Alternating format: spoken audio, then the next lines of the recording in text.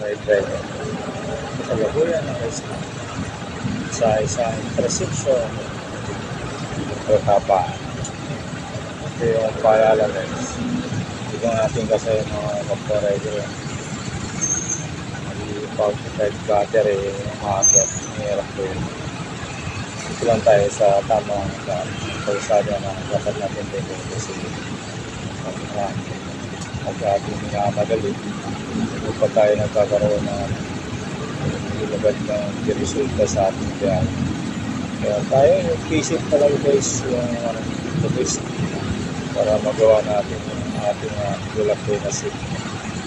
Sabi nga, kahit anong city ang ginagawa mo ko yung mga kasama niya, walang pagundangan na kanilang pagbigay.